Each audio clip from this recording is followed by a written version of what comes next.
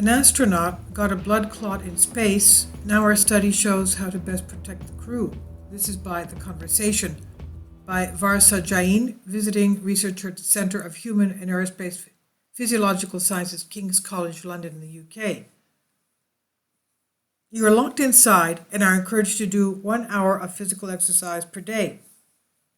You're isolated from the people you love and there are limited forms of communication, and you know it will be months before life will return to normal. Does that sound familiar?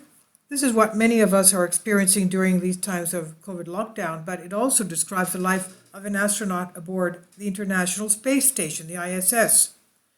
There are, however, real physical risks to being in space. Earlier this year, an unnamed astronaut developed a blood clot in space for the first time, a common health problem which affects at least 1 person in 1,000 on Earth. Now, our new study, published in Aerospace Medicine and Human Performance, reveals what the risks of this happening again in space are and how we can ultimately minimize them. On Earth, blood clots commonly affect the lungs, pulmonary embolism, causing difficulty in breathing, or in the legs, deep vein thrombosis, causing pain and swelling in the affected leg. The blood clot that occurred in space, however, was unusually positioned in the neck.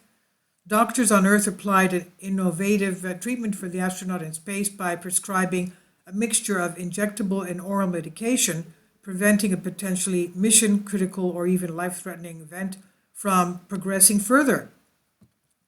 Blood clots are life-threatening, as they can cause heart attacks or strokes and lead to huge health-related costs on Earth.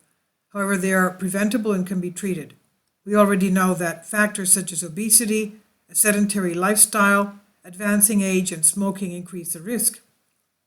The recent incident in space highlighted the need to find out whether astronauts really are in increased risk of blood clots in space and what we can do to tackle them. If we want to send humans on long journeys to Mars and beyond, it's critical and crucial that we have this information. It's especially pressing for female astronauts. Many use a combined hormonal contraceptive pill to control their menstrual cycles in space, a known risk factor for developing blood clots.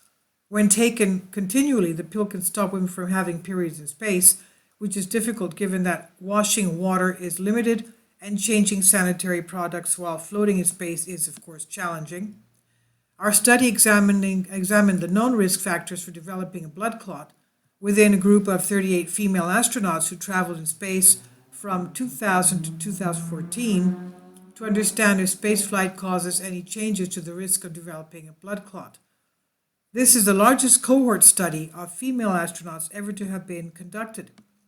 It shows that, on average, female astronauts were 44.6 years old during a long mission, an age at which the combined hormonal contraceptive pill would not usually be prescribed here on Earth because of the risk of developing a blood clot. The data showed that after a spaceflight mission, the astronauts were not more likely to develop a blood clot than the average population. The study also examined the change of blood markers from before and after spaceflight and found that the risk of developing a blood clot does not seem to increase by undertaking a spaceflight mission. This is reassuring, but it's important to keep in mind that the sample was still rather small. And what's more, the astronauts may be protected because of the exercise they do, which reduces the risk. Their diet is also controlled, so they are receiving the optimal nutrients for their body and they are not dehydrated during their mission, lowering the risk. That said, we now have seen that astronauts nevertheless can develop blood clots in space. Because of the huge risks of experiencing this in space, it's important that we lower the chances of it happening as much as possible. We recommend doing some extra blood tests prior to a spaceflight mission to help to evaluate an individual astronaut's blood clot risk during astronaut selection and medical reviews.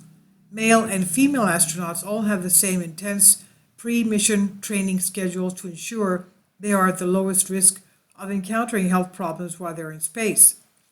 But activities during pre-mission training, for example, long-haul travel or diving exercises to simulate the space environment, may transiently increase the risk of blood clot developing. We therefore recommend that the timing of these events should be reviewed so that they do not occur in close succession, therefore inadvertently increasing the overall risk of developing a blood clot. To further lower the risk, female astronauts could avoid using the combined hormonal contraceptive pill, which contains the hormones estrogen and progestin. They could instead control their menstrual cycles by using progestin-only agents, which would further lower the risk of developing a blood clot. Estrogen does have bone-protecting properties, though. That's important, as astronauts are known to lose bone density when they travel to space. So there could alternatively be scope for using a combination of progestin-only agents with added estrogen during spaceflight, albeit with safer and lower doses of estrogen. The study also provides lessons for living in lockdown back on Earth. Those of us transitioning to working from home have a more sedentary lifestyle than normal. There are reports of many people consuming more food in a bid to ease the anxieties of lockdown. Now more than ever, we're reminded that physical activity of at least 30 minutes a day are vital in reducing our own blood clot risk, with simple measures like walking around your home being efficient. This is on The Conversation.